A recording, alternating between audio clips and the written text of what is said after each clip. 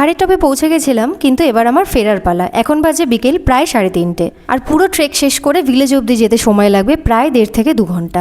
কারণ আমাকে ওই 4:30 থেকে 5টার মধ্যে আমাকে ভিলেজে পৌঁছতেই হবে, কারণ ওখান থেকে শিলং আরও 2 ঘন্টা, আর আমাকে শিলং 7টার মধ্যে যেভাবেই হোক পৌঁছতে হবে, কারণ শিলং থেকে আরও 2 থেকে 2.5 ঘন্টা জার্নি করে আমাকে গুয়াহাটি পৌঁছতে হবে। এই বাসের ব্রিজটা দেখো, এটা সব থেকে খাড়া এবং বিপজ্জনক। এটা প্রায় 70 থেকে 90 ডিগ্রি খাড়া একটা সিঁড়ি হবে, আর তার ওপর রয়েছে একদম পাহাড়ের চূড়ায়, আর নর্মাল মানুষ তাকালে তার মাথা ঘুরতে বাধ্য। এই ট্রেকে শরীরের পুরো ব্যালেন্স রাখাটাই হচ্ছে আসল চ্যালেঞ্জ।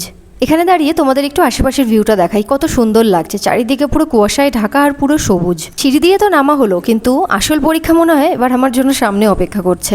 হ্যাঁ, এই জায়গাটা জাস্ট দেখো, একটা ঝুলন্ত ব্রিজ, যার নিচে কোনো সাপোর্ট নেই। উপর থেকে নিচে তাকালে ব্রিজের মাঝখান দিয়ে পুরো টাইপ খাদ দেখা যাচ্ছে। একটা করে পা ফেলছি আর ব্রিজটা যেন জ্যান্ত মানুষের মতো করে দুলছে। আর সব থেকে ভয়ানক আমার এটাই লেগেছে। আর নিচের দিকে চোখ গেলে শুধুই যেন আদিগন্ত গভীর খাদ।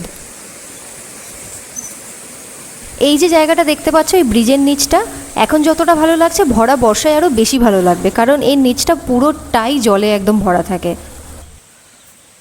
আসার সময় প্রথমে 1 ঘন্টা পুরোটাই ডাউনহিল ছিল, মানে পুরোটাই নামতে নামতে এসছিলাম। আর এখন ফেরার সময় সেই 1 ঘন্টা পুরোটাই আপহিল। সত্যি কথা বলতে লাস্টের এই 1 ঘন্টায় শরীরের সব শক্তি শেষ হয়ে গেছে, আমি যেন আর পারছিলাম না।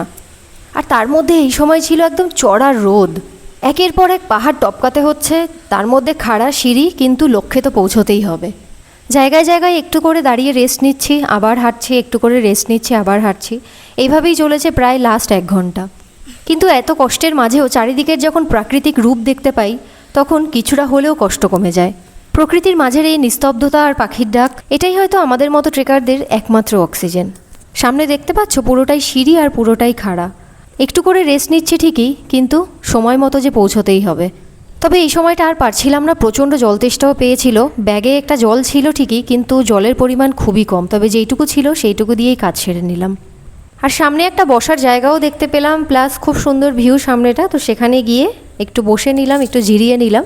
যদিও খুব সামনেই চলে এসেছি, এখান থেকে আর 5 মিনিট হাঁটলেই আমাদের সামনে ওয়াকেন ভিলেজে চলে যাব, যেখানে গিয়ে লাঞ্চ করে এরপরে শিলংয়ের উদ্দেশ্যে বেরিয়ে পড়ব। তো আজ আমি আমার বাম্বু ট্রেকের সিরিজ এখানেই শেষ করছি, এটা লাস্ট পার্ট ছিল। তো তোমরা যদি আমার বাম্বু ট্রেকের পুরোনো ভিডিওগুলো দেখতে চাও, সেগুলো দেখে নিতে পারো। দেখা হচ্ছে পরবর্তী ভ্লগে নতুন কোনো ভিডিও নিয়ে। এখন টাটা।